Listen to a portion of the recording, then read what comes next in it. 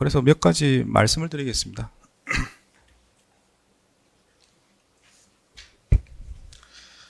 네, 이 사건과 관련된 문제들이고, 그리고 여러 가지 오해도 있을 수도 있고 해서 법원에서 여러 가지 의견을 말씀드린 게 더 명확하지 않을까 해서 말씀을 드린 겁니다. 결론부터 말씀을 드리면,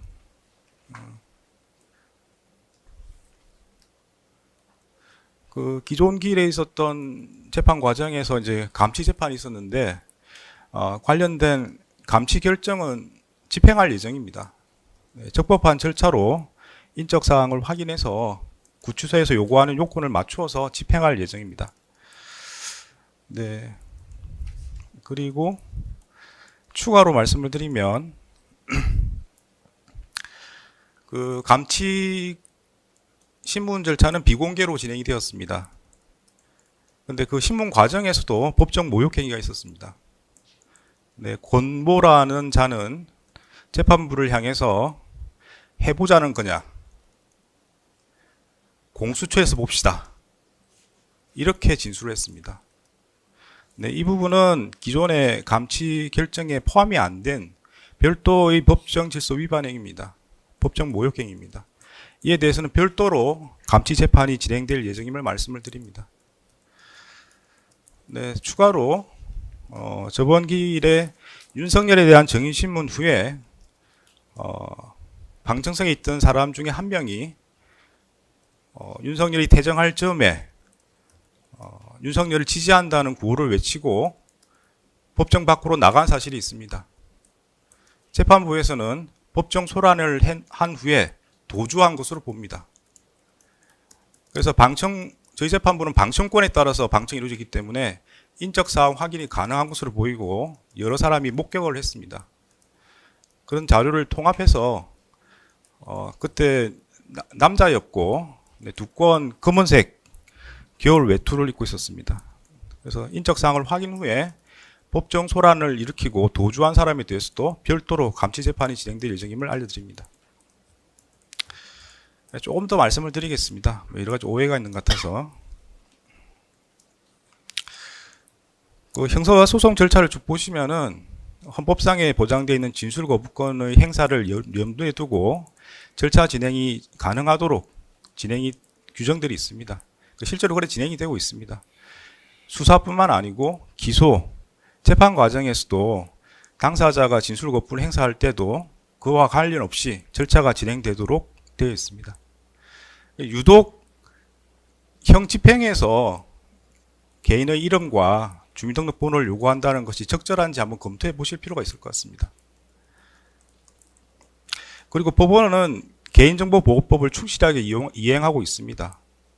재판부에서도 그 관련 자료를 알 수 있는 방법은 어떤 절차를 거쳐야만 알 수 있는 것이지 함부로 알 수가 없습니다. 또 어떻게 생각해 보면은 인적 사항이랑 개인의 동일성이라든지 이런 문제는 원래 처벌받아서는 안 되는 사람이 처벌받게 되는 그런 상황이 벌어지지 않도록 하기 위한 것입니다. 감치라는 것은 현행범처럼 범죄 행위를 한 사람을 바로 구금을 해가지고 구치소에 인계하는 절차입니다. 그래서 죄 없는 사람이 처벌받을 수 있는 가능성이 거의 없습니다.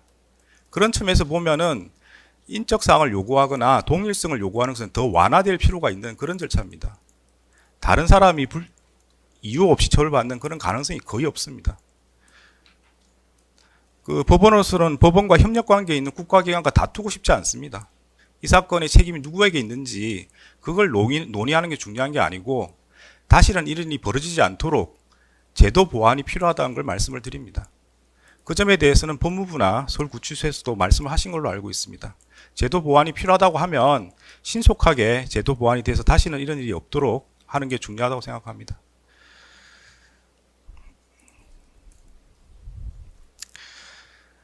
네, 상황이 이렇게 됐을 때 예컨대 감치 재판 중에 진술 거부권을 행사해서 인적사항, 구치소에서 요구하는 이름과 주민등록번호를 확인할 수 없을 때 어떻게 할 것이냐가 문제될 수 있습니다. 제가 여러 차례 말씀드린 것처럼 법정 질서 유지는 재판부의 의무입니다. 모든 권한을 행사할 겁니다. 따라서 이와 유사한 상황이 반복된다면 법정 질서 위반을 한 사람에 대해서는 현행범으로 체포해서 경찰에 바로 인계하겠습니다. 법정 모욕 혐의로 형사 절차가 바로 진행되도록 하겠습니다. 감치 절차의 실효성이 없어지기 때문에 그런 상황이 되면 그에 맞추어서 다음 단계로 나갈 수밖에 없습니다.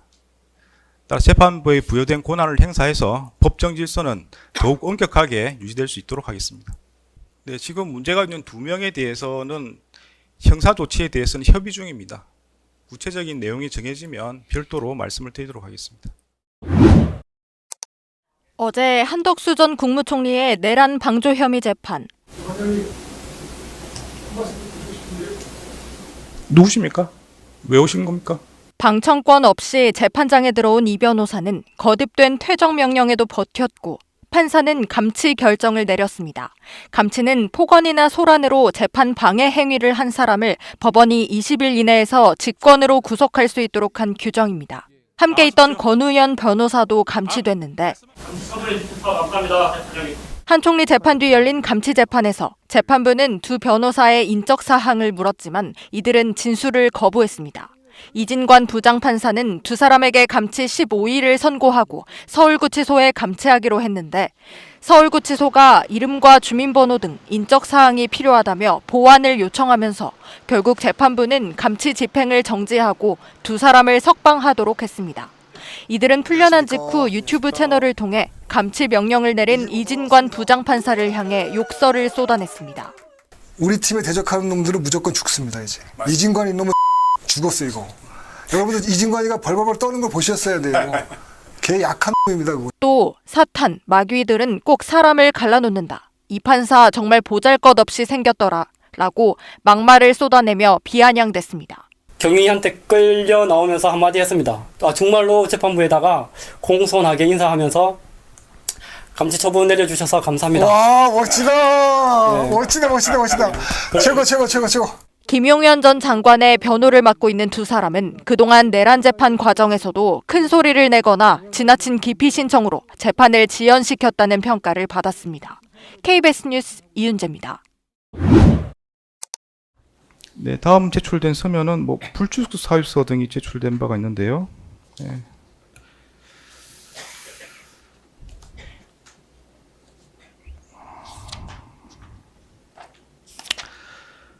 네, 11월 17일자로 윤석열의 불출석 사유서가 제출된 바가 있습니다. 그리고 11월 17일자 김용현과 관련해서는 11월 17일자로 불출석 사유서가 제출되었다가 당일날 다시 철회가 되었다가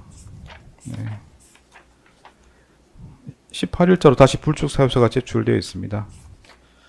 네, 지금 김용현, 윤석열에 대해서는 구인영장이 발부되어 있습니다.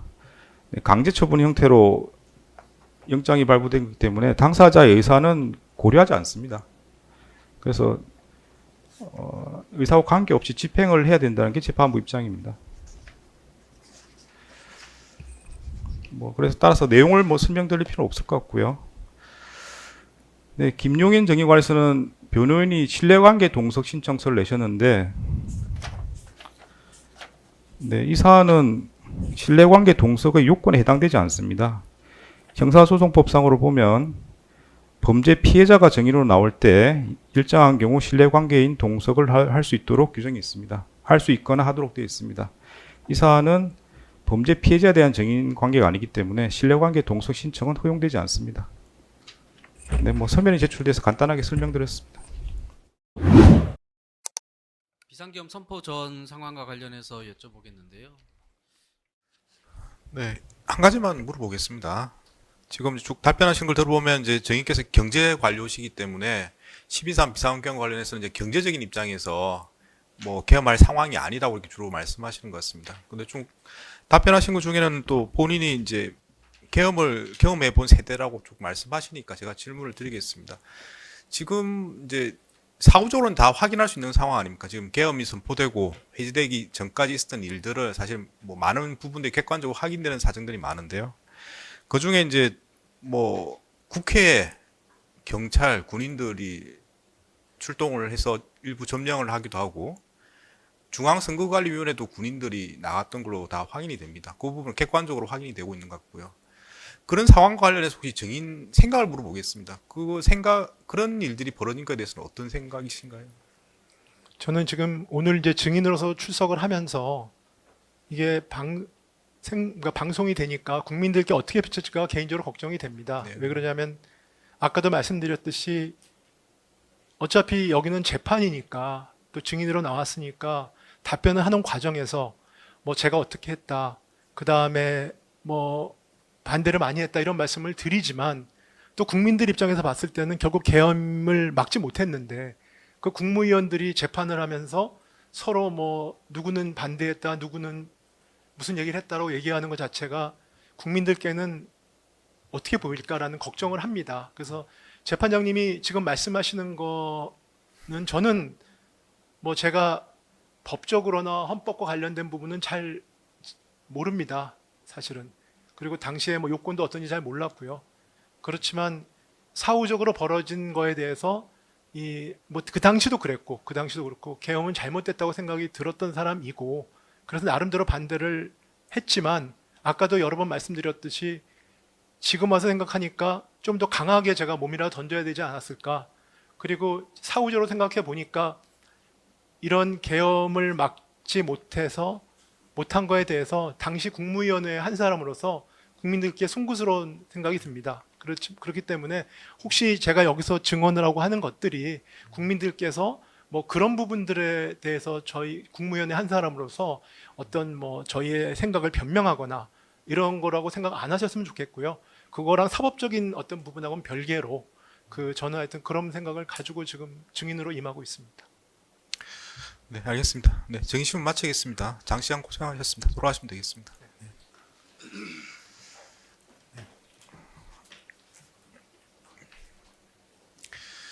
네, 오전 재판이 좀 많이 길어졌습니다. 중요 증인이기도 하고 해서 뭐 좀 어쩔 수 없는 상황이었던 것 같습니다. 오전 재판 여기 마치겠습니다. 마치고요. 오후 2시에 일단 소환을 한 상태라서 그때 법정에서 다시 확인해 보겠습니다. 네, 오전 재판 마치겠습니다. 오늘 윤석열 전 대통령과 김건희 여사가 법원에 동시 출석을 했습니다. 물론 법정은 각기 다른 곳이었고요. 재판이 진행 중인데 이런 가운데 오늘 이재명 대통령이요. 내란 특검 수사 연장을 승인했습니다. 여기에 대해서 좀 의견 좀 들어보겠습니다. 최 의원님. 그동안 이제 내란 특검이 그 기간은 좀 됐습니다만 윤석열 전 대통령의 철저한 수사에 비했죠. 한 번도 제대로 특검에 출석을 하지 않았습니다. 또 재판에도 내란 재판에도 본인이 어떤 보석 신청을 할 때만 선택적으로 출석을 해왔거든요. 그러니까 내란의 우두머리로서의 전직 대통령 또 계엄을 내렸던 대통령의 수사에 비했죠. 예. 그리고 또 주요 임무 종사자들이 끊임없이 거짓말 또 위정 뭐 이런 것이 다 드러나고 있는데 자 이런 속에서 내란 특검이 상당히 생각보다 좀 더디게 진행되는 그런 요소들도 있었습니다. 얼마 전에 보면 CCTV에서 계엄 당일날 한덕수 전 총리나 최상목 전 부총리나 뭐 이상민 전 행자부 장관이나 박성재 법무부 장관 전부 다 아니 그 계엄 관련 문건이 나도 모르는 사이에 안주문에 있더라. 뒷호주문에 있더라. 이렇게 어처구니없는 변명을 했지만 그 CCTV 결과 다 앉아서 숙독하고 서로 의견까지 교환하는 게 다 나타났지 않습니까? 자 이렇듯이 앞으로 새롭게 밝혀져야 될 정언이라든지 진술이라든지 정황 확보라든지 이런 것이 많이 남았기 때문에 대통령으로서는 당연히 내란 청산과 내란 종식을 위해서는 특검의 연장 승인이 불가피했다 이렇게 봐집니다. 다음 달 일단 14일까지고요. 지금 장동혁 대표 같은 경우는 그런 얘기합니다. 지금 성과가 없는 특검이 기한만 연장한다고 될 일이 아니다. 이게 오히려 이재명 정권에 대한 역풍이 커질 것이다. 여기에 대해서 어떻게 생각하시는지요? 그 내란 특검법을 개정하지 않았습니까? 그래서 이제 개정된 특검법에 따라 연장을 하는 거고요.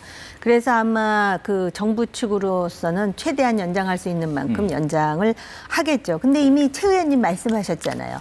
그 처음에 자기는 호주머니에서 나중에 봤고 뭐 이렇게 얘기를 했지만 CCTV로 다 확인되지 않았습니까? 그게 어떻게 보면 내란 특검의 성과라고 할 수가 있거든요. 그래서 그걸 가지고선 의법 조처를 하면 되는 것인데 이제 이것을 계속 이제 느리다 보면은 아마 피로감도 많이 생기겠지만 제가 볼 때는 대통령의 입장에서도 이런 내란 특검이라든지 기타 두 가지 특검을 부각시키기보다는 지금 대통령이 어떤 성과, 특히 국정 운영과 관련해서 우리가 조금 전에 한미 관세 협상이라든지 안보와 관련해서 말씀을 나누었는데요. 이런 것으로서 본인의 어떤 그 족적을 남기는 것이 상당히 중요할 거라고 보고요.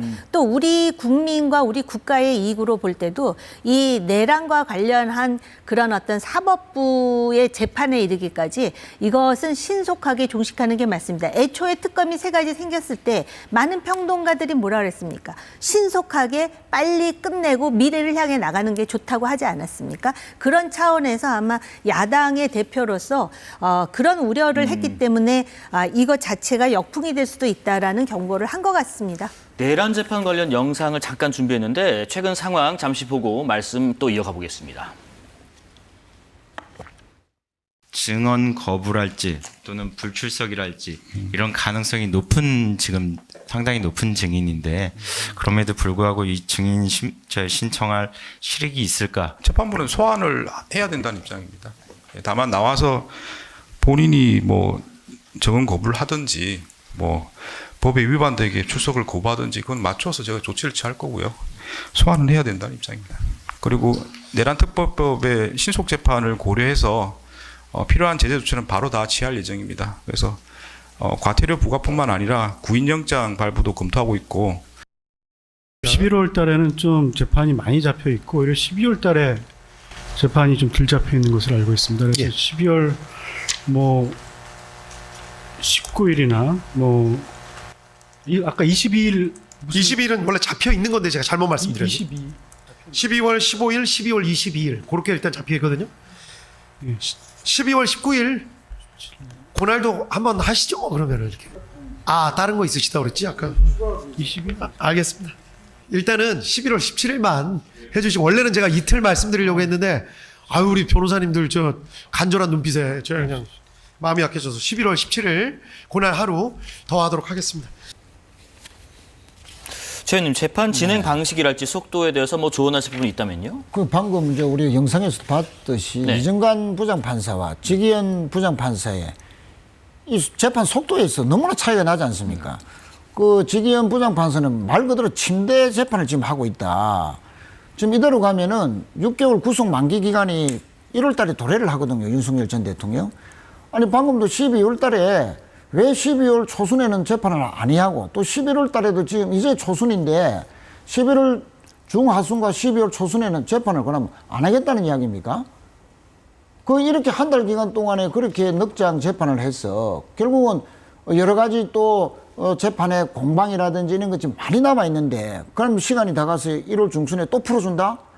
지금 70년 사법사상 지기현 부장판사는 나를 유일하게 윤석열 전 대통령에게만 시간 단위를 적용해서 구속 취소를 했던 분 아닙니까? 또 이런 식으로 해서 구속 만료를 해서 석방시켜 줄지 여러 가지 이제 우려들이 자꾸 높아지는 가운데 저는 식의 넉장 재판은 정말로 다시 생각해야 되고 정말 특단의 대법원에서 지기현 부장판사에 대한 좀 조치가 이루어져야 된다. 자꾸 저러니까 자꾸 과연 우리 대법원에서 내란 종식에 대한 국민적 여망을 과연 받아 안는 최소한의 어떤 자세가 되어 있는지 자꾸 의심하는 것이죠. 알겠습니다.